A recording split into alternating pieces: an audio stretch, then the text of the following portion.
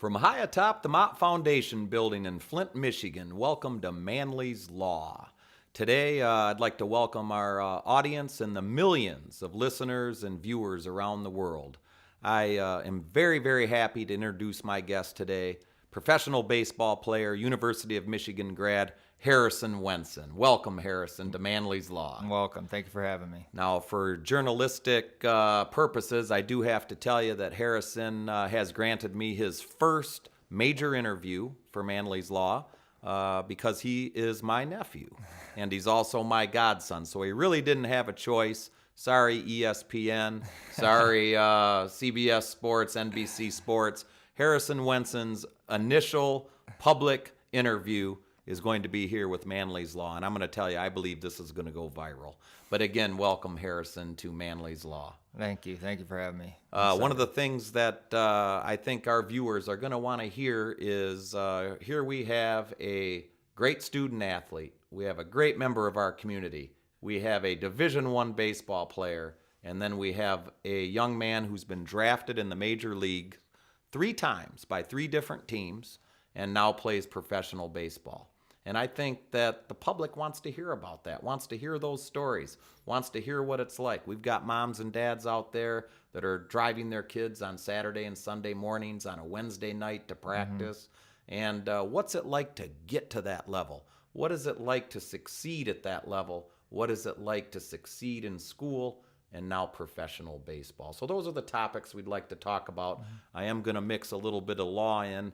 I don't know if Harrison's aware, but I've done some research on professional baseball, and I'm going to bring that up. I don't know if he's aware of the situation or how it is, but it's certainly important to the viewers that like to listen and watch this program as it relates to the law. So very excited about the show, Harrison, and welcome again. Well, I appreciate it. I'm excited to talk about my experiences and just everyday life of a minor league baseball player. Well, you are a native of Michigan, Farmington Hills. You're a graduate of the University of Detroit Jesuit High School in the inner city of Detroit. And can you just start by that dream that young men, young women, young boys, young girls have of one day growing up and being a professional athlete? Did you have that dream? I did at a very young age. I always thought that I wanted to be a baseball player. Whenever I wrote down in my elementary school books, when they asked me what do I want to be when I'm older, I said a major league baseball player. And although I'm not there yet, I'm on the right path. And I mean, there's definitely a lot of hard work that needs to go into it, but and luck. But no, definitely the experience so far has been great, and just looking forward to more to come. Well, I'm pretty lucky as an interviewer that I don't have a lot of notes in front of me because I know this young man probably better than anybody besides his parents and his brother and sisters. But I want to touch on the fact that your father played professional baseball. He was also a great baseball player at the University of Michigan. I actually played against your father growing up in some of the summer leagues, recall all his successes. He ended up playing in the Detroit Tigers organization and made it all the way up to AAA, pitched in some games for the Tigers during spring training. Was he instrumental, Paul Wenson, in your desire to play college and professional athletics? Definitely. My dad's been my role model my whole entire life, and although he's going to hear this and probably not tear up, but he'll enjoy it. He's been the guy that I've always can lean on, and I always can ask questions because he was there. He was in the mix for everything that I wanted to accomplish, and having him by my side and helping me through my path has been amazing, quite honestly, and just being able to ask him questions about certain situations in baseball and in life has made it easier, because I have someone close to me that was there, that got to do what I want to do, so he was definitely a huge aspect in how I grew up and how I played. Well, I can attest he was there, and he was something else. I was in law school at the University of Detroit back in the mid-'80s, late 80s. And your father used to come knock on my door at 6 in the morning, and he had the keys to Farmington High School, and he wanted me to catch him. But he throws so hard, and I'm left-handed. I said I didn't have a catcher's mitt, and I couldn't catch him. Lo and behold, your dad showed up one morning with a left-handed catcher's mitt. And there I was every morning with him, and I caught him in the hallways of Farmington High School. I did hear about that. That's a good and story. He could bring it, I'll tell you. I'm very proud of your father, and I know he's very proud of you in your academics and athletics. Yeah. But I want to talk about growing up as a boy, playing sports. You and I have talked in the past about your experiences playing many sports. You played football, you played basketball, you played baseball, and now we're in a time where parents are trying to get their children to specialize in one sport. Do you have a position on that or a comment to some of the parents that we have out there listening? I do. I believe strongly on playing multiple sports, and why that is that I don't want kids to become robots in one sport right away. Because they're getting so specific on this one sport and one position at 9, 10, 11 years old, they become robotic, and that's the last thing that people want to see, coaches want to see, scouts want to see is that forced movements. You want to have that athleticism that you get with playing different sports. And I fortunately have had that, and that's why I was able to play different sports and succeed in sports. So yeah, I believe that playing multiple sports will help you in the long run. Especially being from the North, when you get recruited differently and you don't get to play your summer sports as much as kids down south do. Having those different activities and working on different movements and strengthening different body parts and muscles just helps you become a better athlete. And that's what people want to recruit. That's what people want to scout when it comes to college baseball, minor league, major league baseball. That's what they want. They want athletes. And you played, I believe, in the Farmington Hills area, Rocket football. I remember watching you, and I remember that you played with some pretty good athletes in football that ended up making the NFL. I believe Devin Funchess was one player that was one of your teammates at some time. Yeah. You played with a number of great athletes in football. Yeah. Mario Ajamudia went to the University of Michigan. Aaron Burbridge went to Michigan State. Is now with the San Francisco 49ers, I believe it is. Just having those guys around me and playing with those guys, the top-notch athletes, has made me better. So I wasn't just getting that in baseball. I was also playing with that top-notch athlete in football and in basketball. So you moved on to University of Detroit Jesuit High School in the inner city of Detroit, which definitely had a big impact on you socially. It had a big impact you on community service, as well as academics and athletics. Would you agree with that? Just a wonderful school. Yeah, U of D was definitely a place that I could call home, away from home.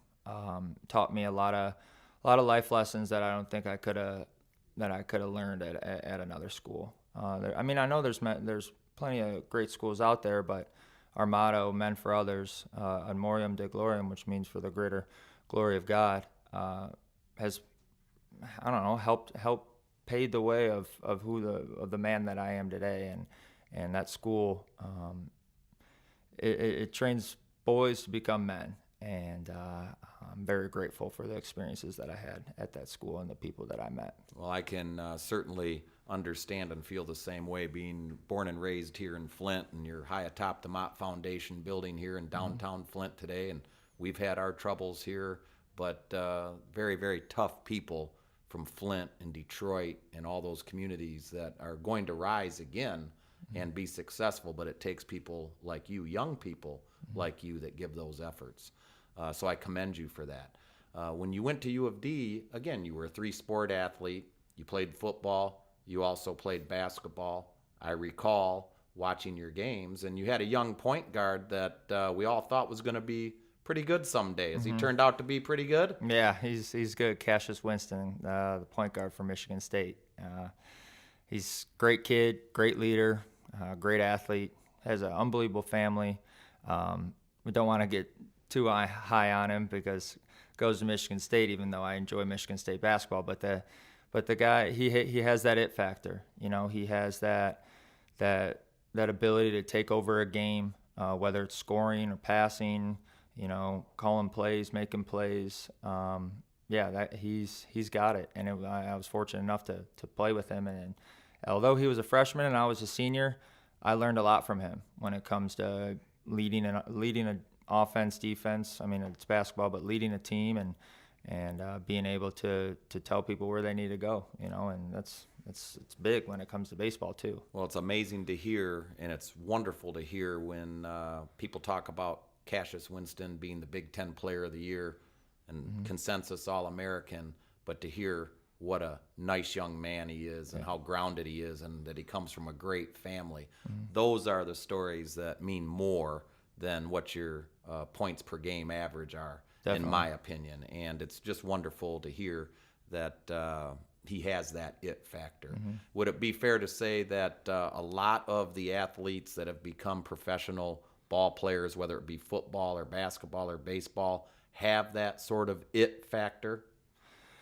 Yeah, I mean, when you're at that level, I think there's a lot of people that have that. But what separates people, like you're seeing with Cassius, is that mental game. He's able to take over a game not just physically but mentally, and that's why he's so dominant in the sport. And that's why you see so many people that are at the top of their game. I mean, although they have a lot of talent, what separates good from great is that mental aspect, that mental being mentally strong. I don't know how else to say it, but when you have that, you're able to go through adversity, go through the tough times, and not just in everyday life, but in minutes of your game or pitches or at bats, you're able to clear. My dad will like this, but clear the mechanism. You're able to understand that you're in a situation that you need to relax and you need to control your mind and control your body. Well, let me ask you this. I do trial work. I defend people that are accused of crimes, and I have major trials sometimes. And sometimes I'm going in there with a lot of evidence against me, but I'm not afraid to fail. You can't be afraid to fail. Do you find that the people with the it factors and the people that rise to the level aren't afraid to take that risk, to make that play, to make the shot, to get that last at bat in the last inning? Do you feel that having that type of fearlessness and not being afraid to fail is something that a quality athlete has? Yes, 100%. And baseball is a little bit different, and we can get more specific with that. I mean, you fail.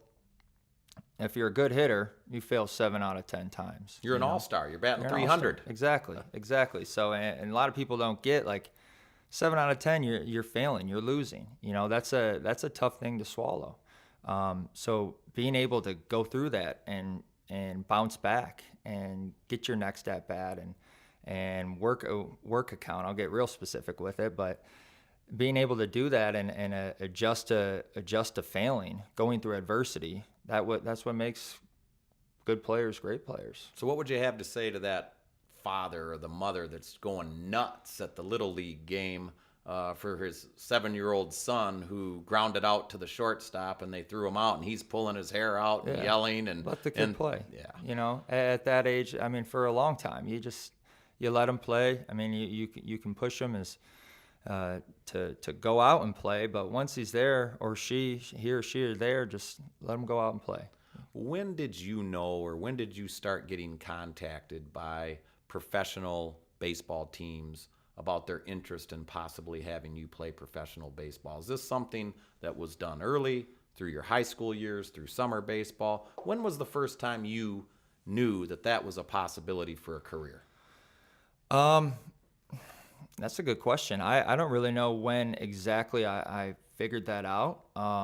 Being drafted by the Tigers after my senior year in high school, that definitely gave me a sense that I had a chance. Was that the first time that scouts had come to watch you? Obviously, they had to be at your high school games to draft you. Yeah, there was scouts at all my high school games. We had a couple other players that were highly scouted too.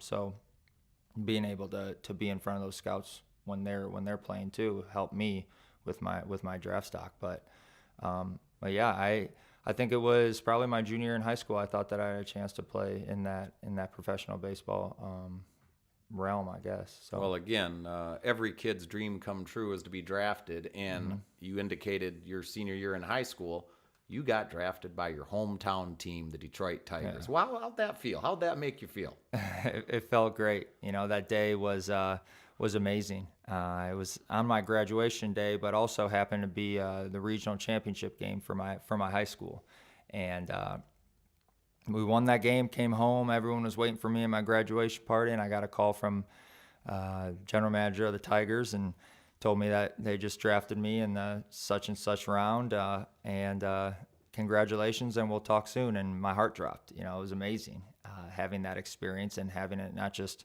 with my close family, my immediate family, but with everyone, with my friends, with my whole family. Believe you were there too, Uncle Mike, but yeah, it was awesome.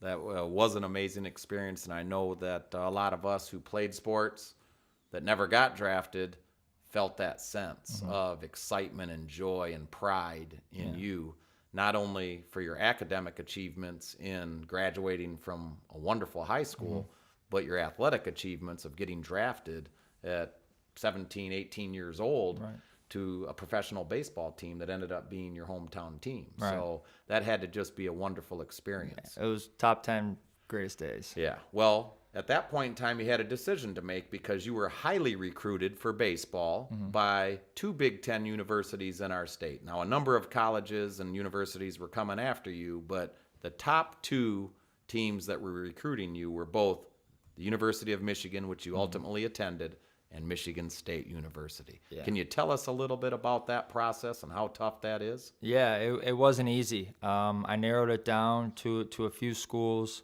I knew I always wanted to go to the University of Michigan just because my dad went there and grew up going to all the football games. But Michigan State told me that I had a possibility to play football and baseball, And that's something that appealed to you because you were a very good football player as well. Yeah. I mean, what are without a you, doubt. 6'3", 220, 30 pounds? 230, yeah. Yeah, so I would have been a little different if I played football, it's different game, but yeah, I would have had that opportunity if I went to Michigan State, but ultimately I knew baseball was going to be my game. Well, they pull out all the stops, don't they? So they want to show you all the good things about the university. Did the baseball coach at Michigan State introduce you to somebody and show you some things that may have caught your attention? Yeah, Michigan State was one of my first visits, and I got to go to everything. I actually was able to meet Coach Izzo, Tom Izzo, and go into his office and talk to him about 15, 20 minutes and see his rings and see the trophies and, walk around the court with him and with the baseball coach too.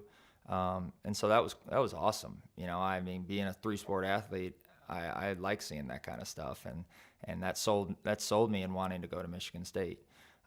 So there was a time that Michigan State was on the radar for your services in academics and athletics. I bought a Michigan State sweatshirt. Oh, my Lord. I don't know what's going to happen in your family by admitting that. And then Michigan was highly recruiting you as well. Yeah. So after I got that offer, during that day I got an offer from Michigan State, and then a few weeks later Michigan found out, and they offered me a scholarship, and that was that. I mean, because I knew I always wanted to go there, and I knew that baseball was going to be my sport. And I didn't know why I knew that. I just had a feeling that I wanted to play baseball because I loved both of them. But that as much as people thought that was hard for me that decision was hard to make, it really wasn't, because my love was always for baseball and it was always for the University of Michigan. So I knew that it was going to be easy to make that adjustment from playing all those sports to just baseball. Well, it's got to be hard to be led into the Breslin Center and meet Coach Tom Izzo and put on the national championship ring and see all the trophies and, you know, be told that you could be one of them in Spartan Nation, Right. and then all of a sudden they bring you over to the University of Michigan, and University of Michigan pulls out all the stops with Coach Beeline. Can you tell us about that? Yeah, that was cool too. I mean, it's classic Michigan, one-upping Michigan State. No offense to anyone out there, but yeah, Coach Beeline. It's funny. I keep talking about basketball and football and different sports, but that's what I wanted to see, and that's what the baseball coaches, knew that I wanted to see. So I was able to meet Coach Beeline and go through all the facilities, and I go through the football facility too, and that that was awesome, because I've always went to the Michigan games growing up, and now I was able to sort of be a part of it. So. And for as great as Coach Izzo is, and I'm partial to Coach Izzo because of the Flintstones and all he's done for our community here, but you can't deny what a gentleman and what a sportsman that Coach Beeline is. But he pulled out the Jesuit card on you. He did. And I know that he's a devout Jesuit. He's coached in Jesuit schools.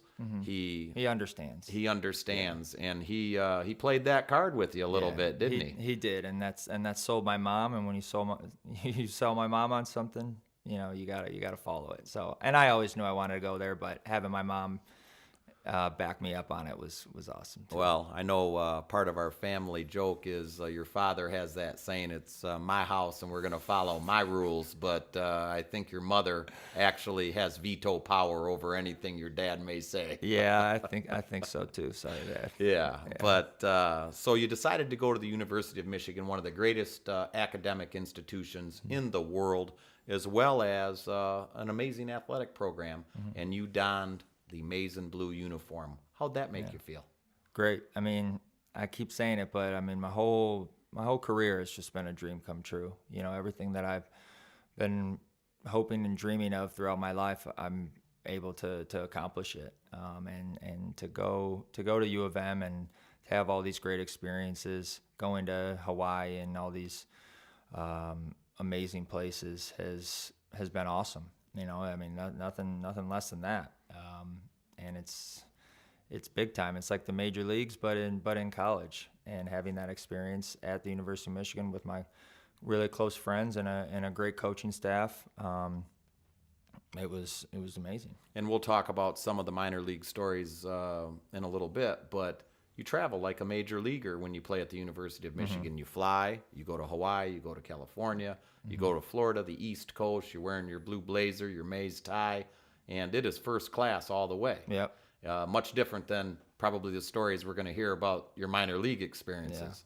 Yeah. I want to talk about after your junior year, you get another phone call from another major league team. And I want to preface it that when you sign and you play Division I baseball, unless you go to a community college or you are somehow otherwise eligible, you're not eligible to be drafted again until after your junior year, until you turn the age of 21. Is that true? Yes. And after your junior year, you get another phone call. Can you tell our viewers about that?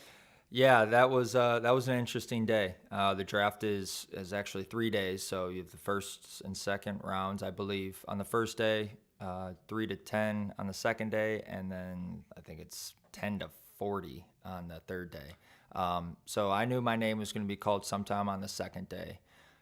You ultimately got drafted by the Pittsburgh Pirates after your junior year. Is that true? By the Pirates later in the draft, but what happened beforehand? Can you tell our listeners about the phone calls that you get? Because I don't think people understand that you're getting contacted throughout the day by different clubs saying, how much money are you going to take? Right. Yeah, I was called in the fourth round, the fifth round, the seventh round, and the ninth round, all by different clubs. But the first call was by the Baltimore Orioles.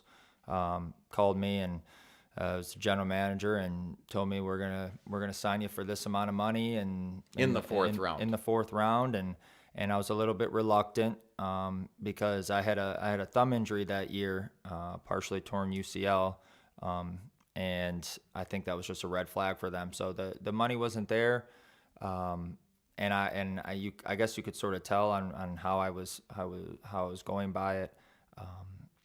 That I didn't really like it, and I didn't have the guidance that I needed. Although my dad knows a lot, the draft was different. It was very political, and And I don't really want to get into it much, but it was an experience that wasn't easy. Being able to get that call in the fourth round was awesome. Then having it sort of taken away due to money reasons was tough. But yeah. Well, I look at it a different way. I look at it that you did have the guidance. You did have the guidance of your mother and father, because I believe that they wanted you to finish your education at the University of Michigan. There's no amount of money, whether it's $200,000, $150,000, $1 million, that can take away from that degree that you ended up getting from the University of Michigan. Not only from Michigan, but you also got to attend the Ross Business School, which opens up doors for you for the rest of your life. That's a good decision. Do you feel great about the decision you made after your junior year? Yeah, having my mom, who's a professor, has definitely allowed me to look at the academic side differently. Although I didn't want to, and I always wanted to focus on sports, I knew that academics was the key to people's success. There's certain people that can play their sport for the rest of their life and be fine, but you have to get your education, and I knew that, and I knew making that decision on going back to school for my senior year was gonna, in the long run, was gonna be a good decision. Even though it may have taken away some of your bargaining power. Yes, without a doubt. Because you didn't have to pit school and tell the club, if you don't sign me for this amount of money, I can go back to school. You really had no choice at that point in time. Right. So you're at the mercy of the third club that drafted you. Yep. So we get to University of Michigan, you graduate, you've got a University of Michigan degree, and you get a third call. Can you tell us what team called you then? Los Angeles Angels, after my senior year. That's what we're talking about, my senior year. So so my senior year, we were just, I think I was in my family room, and I got another call. So if I can stop you there, Harrison, 3 calls. Every young man's dream, every father's dream for their son. Yeah. 3 calls from 3 different major league teams: the Detroit Tigers, the Pittsburgh Pirates, and the Los Angeles Angels. Wow. Yeah, it's amazing, and the experiences that I've had so far have been nothing but amazing. The third time was, I had to take it at that point because it was after my senior year, but I knew going back after my junior year that I was going to have the opportunity to play professional baseball, and that helped me relax a little bit when the draft came around. But the Los Angeles Angels picked me up, and I'm with them right now. I actually leave for spring training in a week, actually less than that, so I'm almost ready to go. But yeah, that day was great because I knew that was the start of my professional career. Well, I'll tell you what, win-win situation. We've got a degree from the University of Michigan. You're playing professional baseball, and I want to move into talking about professional baseball now. You get drafted by the Los Angeles Angels, and unlike maybe football or unlike basketball, there's a pretty much salary structure, and they tell you now what you're going to make. Yeah. You get the phone call, you get a contract in the mail, and you better sign it or we're going to go get somebody else. Is that fair to say? Yeah, I was drafted, let's just say I forgot the day. I was drafted on a Tuesday, and I was in Orem, Utah on the Thursday. So, and their contract was there waiting in the locker room for you to sign, and if you didn't, you were already there, and you had a trip to Utah, but everyone signed. Yeah. So. And I remember in law school I took sports law class, and we have the reserve clause and we have the major league exemption to the Antitrust Act, because basically if you think and simplify the Antitrust Act, I can go to any state I want in America if I take the bar exam, open up a business, and work. You are being told where you have to work, and you can't pick. I'm going to play for Los Angeles. I'm going to play for New York. I want to play for Detroit. They tell you where you're going, and they actually put a legal exemption in the Sherman Antitrust Act, which says they can tell you where you have to work. So you really didn't get a choice. They told you to come to Utah. Yep. And where'd you go? I went to Utah. Yeah. And how happy were you? I was ecstatic. I mean, it was I've said it before, dream come true, and being drafted for that third time, and actually being there, being ready to go, and my rookie season was awesome. It was cool. And that was with the Orem Owls, correct? Yep. In Orem, Utah. Yeah. And that's the Angels rookie league team. Yep. So when you got there and all these other people were there, how was it? It was interesting. I mean, I didn't know anyone, which is fine for me. I was able to make friends quick. But the biggest difference was the Latino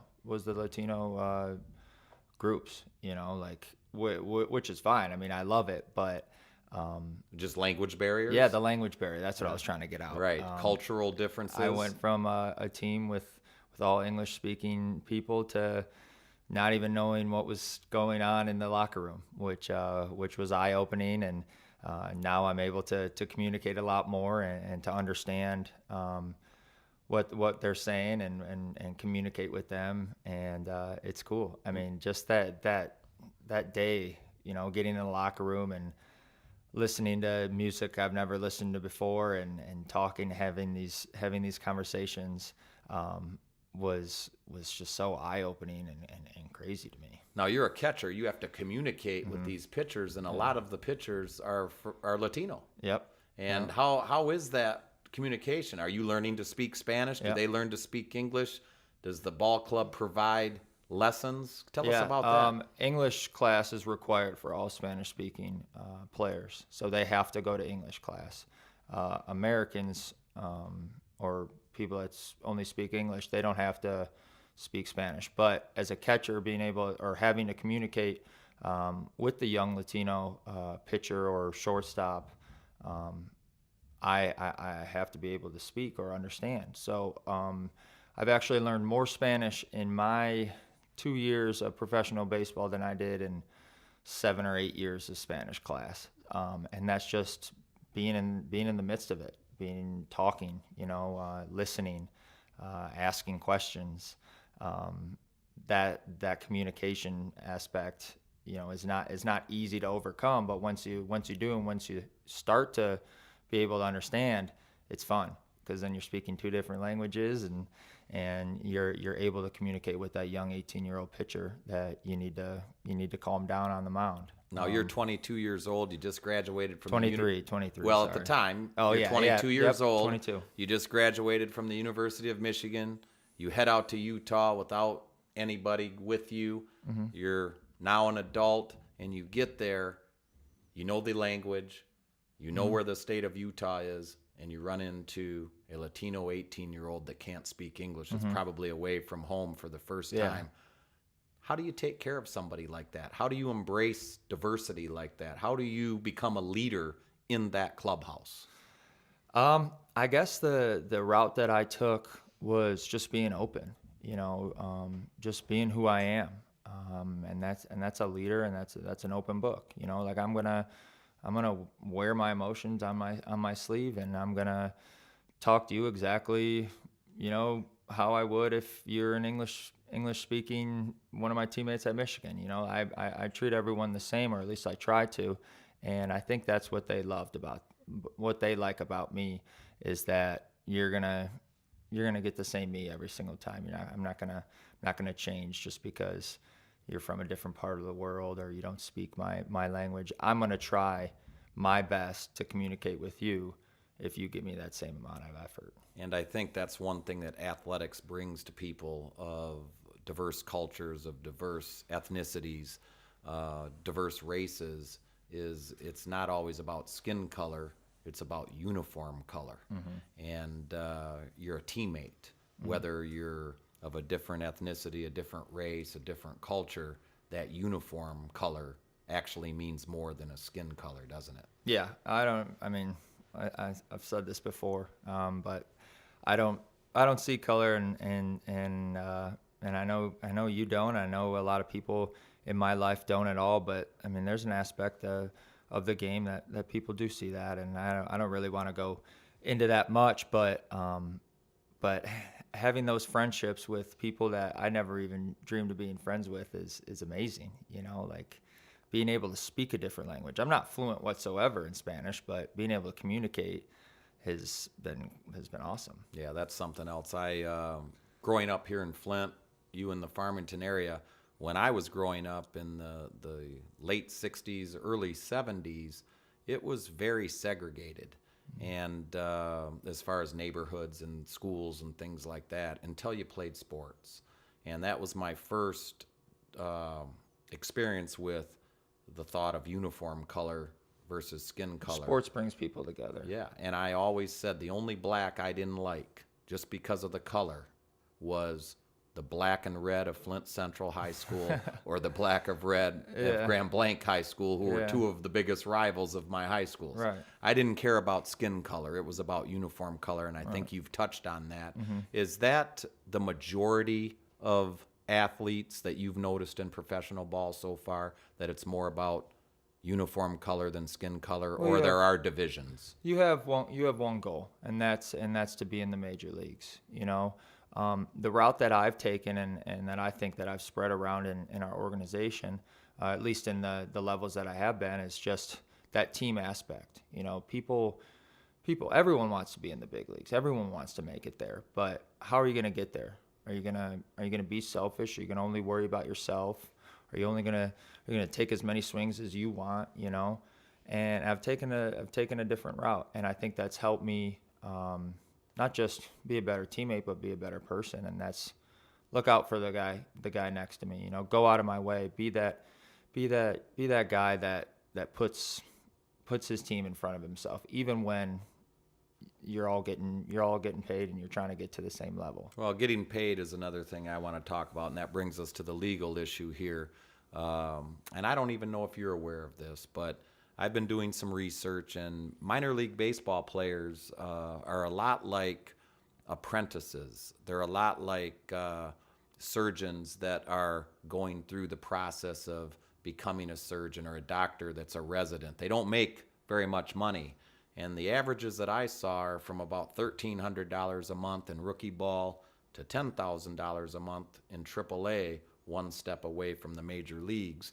And that's only the months that you're actually playing baseball. Yeah, and 10,000, that's you have to be a veteran to get that kind of money. You're looking at it the first 4 years of your career, maybe even more. You're looking at $1,300 to $1,800 range a month. A month.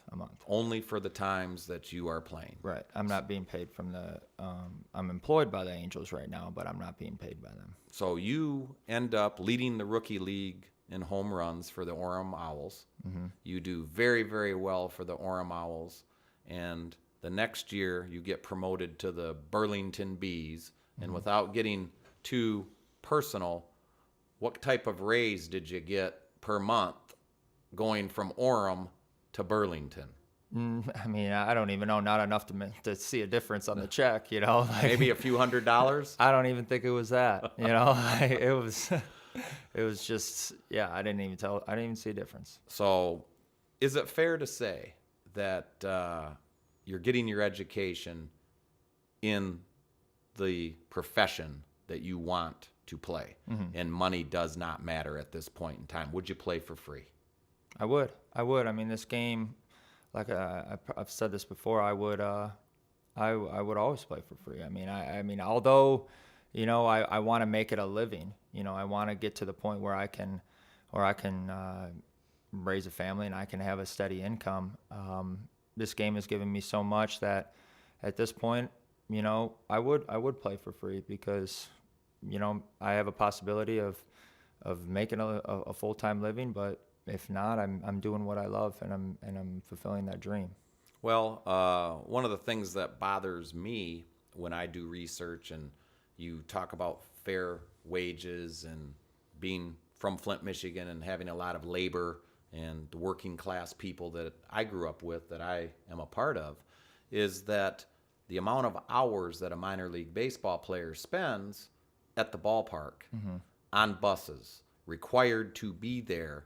When you start talking about $1,300 a month over 30 days, you're making a couple dollars an hour. Yeah. So if you add the hours up, you're making a couple dollars an hour. I guess we'll just lead into that. I guess a minor league day, I'm waking up at 10 o'clock, and many of you think that's that's later, but we go to bed really late due to our games. I'm at the ballpark from 11 o'clock to 11 at night, and that's on home games. So if you think, 12-hour days, 18, let's just say $1,800 a month.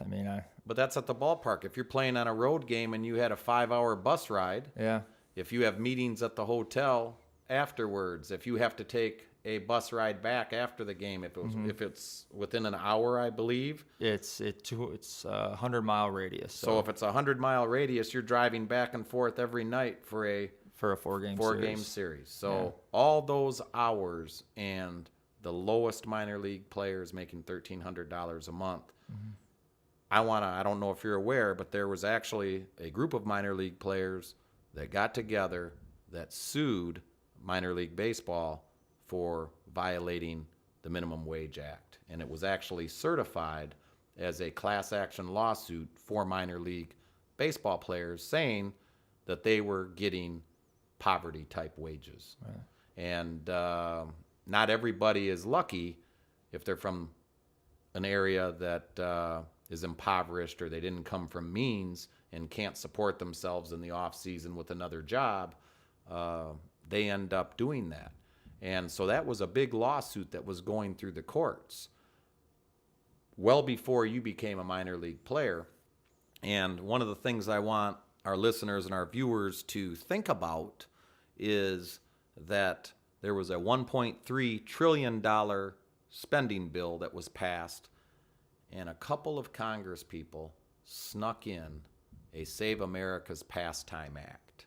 And they basically said that minor league players are salaried workers and not hourly workers, and therefore the salary's $1,300 a month, $1,500 a month, $5,000 a month.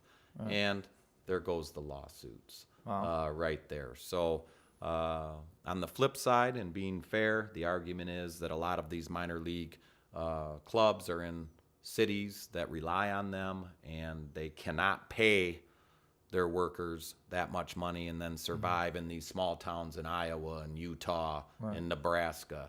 So I know the arguments of both sides, but again, knowing that you would play for free, knowing you're chasing a dream, knowing you are somebody that is doing the apprentice type of job to become that professional, there's a lot of people out there that swing and miss, so to speak, and don't make it.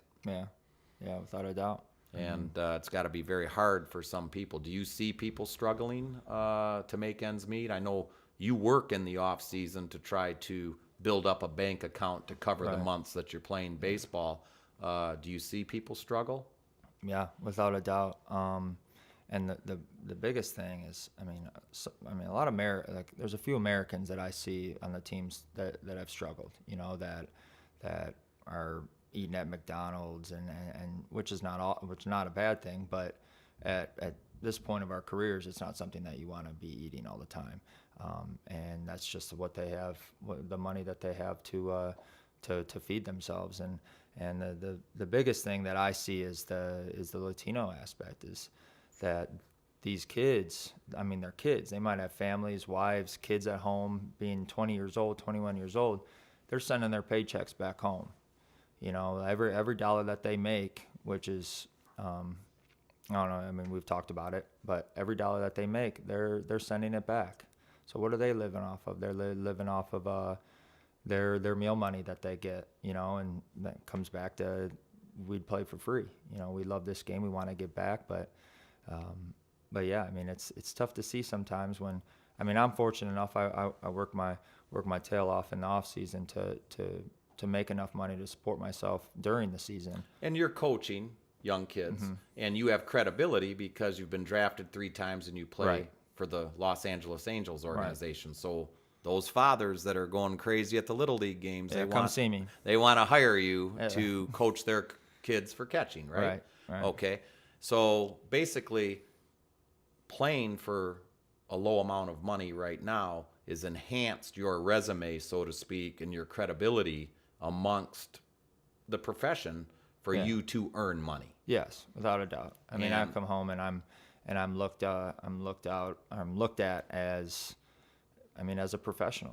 People want to hire me to to work with their team, with their catchers, with their hitters, you know. And yeah, I mean, I love it, and it's helped me become a better player in itself. Just being able to teach, you know, talk about it. I feel like when you're able to teach something, you fully at least come close to mastering something. So I think I'm at that point. Yeah, and I think your resume for the rest of your life, certainly I would want to hire somebody who has played sports, whether it's male or female, and the young ladies now with Title IX have that same opportunity. And I've coached my daughter's teams all the way through. That athletic and that competitive nature, whether you're a young boy or a young girl, means so much in the real world. And here you are with that type of credibility. You're the type of guy that businesses are going to want to hire, not only because of your University of Michigan degree, but because of the competition, the competitive nature that you have. Do you think that translates over into the real world? Without a doubt. I mean, I haven't been able. I mean, I'm 23 and I'm playing a game for a living, but I know when I actually get into the quotes real world, I think I'll be ready, and I think that I can take that, like you said, that competition. You know, everything that I do and treat it like a competition. Don't be that guy that does too much when it comes to, I don't know, being too much, but yeah, that competition aspect is huge. I'm always looking to beat that other person, whether it's law, like with you. I know we've talked about that before, and you wanna get into that courtroom and you want to compete, and you not just in the courtroom, every single day you work, you know, and I love that. I want that. I know that when I'm done with sports, I want to have something that I can have that feeling, you know. I can go to work and push myself to the limits. Well, last year you got promoted to the Burlington Bees, which was the Los Angeles Angels Class A team. And for as successful as you were at Orem, you had some bumps in the road as it related to your development in Burlington. Yeah. How did you handle that? Well, I think in life, when you go through something, when you fail, when you go through adversity, it's not easy, but it's how you bounce back. And being where I was, I caught really well last year, but my hitting wasn't where I wanted it to be, and I got it figured out, and we're going to be good this year. But it was 140 games of struggling, going through that adversity, and I looked at it as I could be really frustrated. I could let this define who I am as not only a baseball player, but as a human being. But I took a different route, and I look at it as a learning lesson, because going through those failures over and over again. I mean, we talked about 7 out of 10 times failing. I was failing less than that. So going through that allowed me to overcome something I never thought I would have to. Now here you are. You've been the best player on every team you've ever been on, most likely growing up, and you finally have that first real adversity, and then you have coaches at a high level changing your swings and telling you to do things differently, trust the process. Is it a double-edged sword when they're trying to change somebody's swing or change the way somebody pitches or change the way an outfielder, may play his position, to trust that process and know that you're going to go through those bumps in the road, but it's 1 step back, 10 steps forward, and at the end of the day, you're 9 steps ahead? Or do they just get rid of you? What's it like? I think I don't know if it's 50-50, but they could get rid of you at any time. If you don't perform, they could cancel your contract or delete your contract. And I know that. I know that you have to perform, but they see something in me, teams see something in me, and I mean, I see something in myself that I know that I can succeed in the major league level. But it's going through those experiences when it comes to failure, and seeing how, like I said, but seeing how you bounce back and how you overcome that adversity that makes you the ball player that you are. And I think that last year helped me out a lot when it comes to going through failure. What do you tell the young boy or girl out there that's getting ready for baseball season or softball season or basketball season when you go through that time when things aren't going your way, the mental approach to it. What do you tell the parent to how do you respond?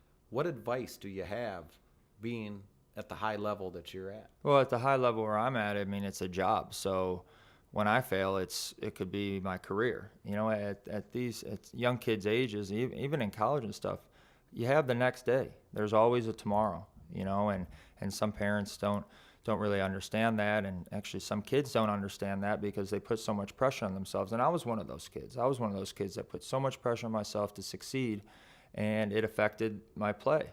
You know, it still does sometimes. You know, and the advice that I have for young kids and for parents is just enjoy. You know, this game is fun. You know, these sports is fun. Go out there and enjoy it. You know, don't put so much pressure on yourself. You can go 0 for 4, but hey, you got another game tomorrow. You know, it's not the end of the world. And the players that I see that are the best are the guys that fail, that go to the 0 for 4, that have a bad game on the mound and are able to bounce back, are able to take those adjustments that they need to make and use it for the next time. Have a short memory when it comes to failure. Definitely, yeah. And same with parents too. Yeah. You know, you don't want to dwell on a game with a kid because when the parents start, and I've noticed it. I mean, I don't notice it at my parents. I'm very fortunate. My dad gets it, but I mean, take a step back. You know, do they really want you to be in their ear right now? You know, just let them enjoy the game.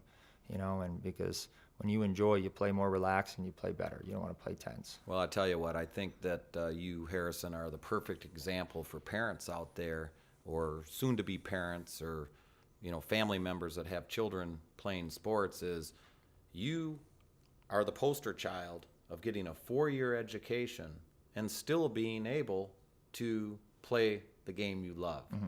And I think that is an amazing example that you have, the character that he has, the talent that he has, that you can be all things. And I think a lot of credit goes to your parents, Paul and Jennifer Wenson, mm-hmm. who I care for dearly, admire the way they have parented you, and very, very proud of your whole family is very, very proud of you. And I think we do have a little bit of news for all Harrison Wenson fans, and I'm a little jealous that I don't have the blue check on the Instagram yet, but this guy has a blue check. I didn't know what it was, and I guess it means he's really cool, and he can go viral at any time, which I'm expecting this podcast to go viral. Geez. But we have some good news from the Los Angeles Angels camp that you have been invited early to spring training. Yeah. Could you tell us and our viewers a little bit about that? Yeah, so there's a big league camp, there's minor league camp, and then there's like this middle ground. And I've been invited to, it's called mini camp, and I've been invited to that. So I'll be with the big leaguers, be on the same field, be able to have some experiences with them and learn from them. And I'll be with them for a month. So I'm reporting the same time that they are. And then I'll go back with the minor leaguers and have our minor league camp. But yeah, I got invited early to go down and to start competing, start to get ready for the season. But it's an honor, and I'm excited. I'm looking forward to it. But I did want to say something about your last comment. Although my parents, and they know, have helped me a lot throughout the way. It's been a different cast that has also helped me. My Uncle Mike has been a huge role model in my life, in everything. And the coaches that I've had throughout my time, and especially in high school and in college, have helped me grow. And it's the people that you surround yourself with. And I give a little advice to kids out there that are looking to go to college. Look for people that you wanna spend 4 years with. You want to surround yourself with when it comes to people on the team and coaches out there. You want to be around the people that are going to make you better, that are going to push you to be the best person you can be, and that's the advice I have for that. Well, I'll tell you what, I think that's absolutely amazing advice coming from an amazing young man, and I can't thank you enough for being on this show. I know that in a couple of weeks, you're going to be in the same locker room with Mike Trout, Albert Pujols, all the major league players. You're one step away, and I couldn't be more proud of this young man. And this is somebody right now that you have to invest in. Talk about him, because one day you're going to say, I knew Harrison Wenson, Wenson, but when he gets to the major leagues and the type of person he is, I'm going to give you a new nickname. He's Harrison Winson, Winson, because this young man is a winner. I can't thank everybody, our studio audience here, the millions around the world that are listening to this podcast. Harrison, thank you for being my guest today. Appreciate it. And Thanks for having me. I just wish nothing but the best. Again, Harrison Wenson, look out for this young man, not only in sports, but in life. Thank you. Thank you. Appreciate it.